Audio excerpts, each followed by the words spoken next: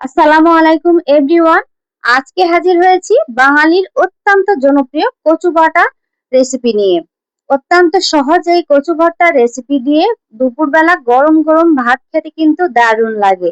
আর বরাবরের মতো ডিম কিচেন সবসময় আপনাদের সাথে সহজ রেসিপি শেয়ার করে। রেসিপি যদি ভালো লাগে ভিডিওটিতে একটি লাইক দিয়ে আমার ইউটিউব চ্যানেলটি সাবস্ক্রাইব করে পাশে থাকবেন। আমি এখানে মান কচু নিয়েছি, ঠিক এই সাইজের নিয়েছি। এই মান কচুটার আমি অর্ধেক অংশ ভর্তা করব, আর বাকি অর্ধেকটা রেখে দিব। ওইটা দিয়ে আবার অন্য একটা ভর্তা বা তরকারি যেটাই হোক কিছু করা যায়। তো আমি এটা কেটে নিচ্ছি। মান কচু কাটা কিন্তু বেশ কঠিন, একটু শক্ত মান কচু। আর কচু একটু বেছে নিতে হয়, কারণ কচু সাধারণত গলা চুলকাই। কিভাবে কচু রান্না করলে কচু গলা চুলকাবে না সেই টিপস আজকের ভিডিওতে বলে দিব। তো কচুটা আমি কেটে এভাবে আহ ছোট ছোট টুকরা করে কেটে নিয়েছি। আর এটাকে খুব ভালো করে ধুয়ে নিতে হবে।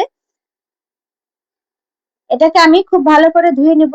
আর এখানে পেঁয়াজ নিয়েছি, নিয়েছি কাঁচামরিচ, আর নিয়েছি রসুন। রসুনের কয়েকটু বেশি দিতে হবে। এরপর ফ্রাই প্যানে আমি কচুগুলোকে দিয়ে দিচ্ছি, আর এর সাথে দিয়ে দিচ্ছি পরিমাণ মতো পানি কচুগুলা সিদ্ধ হওয়ার জন্য। আর এর সাথে দিয়ে দিব সামান্য একটু লবণ। কচু যদি খুব সহজেই সেদ্ধ হয়ে যায় তাহলে বুঝে নিতে হবে এটা ভালো কচু। আর তাছাড়া যে কোনো কচু রান্নার আগে কচুটাকে ভাপ দিয়ে ফেলে দিলেই এটা গলা কম চুলকাবে বা গলা চুলকাবে না যদি ভালো কচু হয়। তো আমি ওটাকে খুব ভালো করে সেদ্ধ করে নিব। আর এদিকে আমি ফ্রাই প্যানে তেল দিয়েছি, তেলের মধ্যে গোটা রসুন আর কাঁচামরিচ দিয়ে দিচ্ছি, এটাকে ভেজে নিব। একটুখানি নাড়াচাড়া করে নিচ্ছি, কারণ পেঁয়াজ খুব তাড়াতাড়ি ভাজা হয়ে যায়, তাই রসুন আর কাঁচামরিচটা আমি আগে একটু নেড়ে নিচ্ছি। আর এটা তেলে দেওয়ার পর এটা খুব বেশি ফুটে ওঠে, গায়ে পড়লে সম্ভব ফুসকা পড়তে পারে। তাই আমি একটু হলুদ দিয়ে দিলাম। হলুদ দিলে এভাবে তেলের মধ্যে আপনি যেটাই ছেড়ে দিন না কেন সেটা আর ছিটকে উঠবে না। বেশ খানিকক্ষণ পর আমি কেটে রাখা পেঁয়াজের মধ্যে দিয়ে দিচ্ছি। পেঁয়াজ দিয়ে আর এরকম করে নেড়ে চেড়ে এটাকে ভেজে নিব।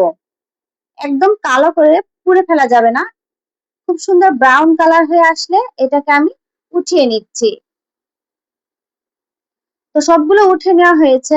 এবার এই যে দেখুন কচুটা আমার কত সুন্দরভাবে সেদ্ধ হয়েছে। ভালো কচু হলে সেদ্ধ হতে কিন্তু বেশি সময় লাগে না, আর ভাপ দিয়ে ফেলে দিলে কচুটা গলাও চুলকায় না। তো এটাকে আমি এখন ফ্রাই প্যানে দিয়ে এটাকে নেড়ে চেড়ে খুব ভালো করে ভেজে নিব। এভাবে কচুটা ভেজে নিলে এই ভর্তাটা খেতে কিন্তু ভালো লাগে। সরাসরি যদি আপনি বাটা মানে সেদ্ধ করা কচু দিয়েই আপনি ভর্তা তৈরি করেন তাহলে কিন্তু এই ভর্তার মজাটা এতটা আসবে না।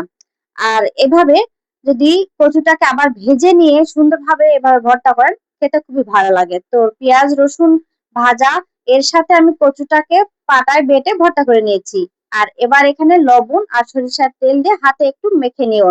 এইভাবে হাতে মেখে নিলে এটা আরো খেতে খুবই ভালো লাগে। আশা করছি আমার এই ভিডিও আপনাদের ভালো লেগেছে। আপনারা অবশ্যই এভাবে একবার কচু ভর্তা ট্রাই করবেন। তো আজকের মতো বিদায় নিচ্ছি, দেখা হবে পরবর্তীতে। আল্লাহ হাফেজ।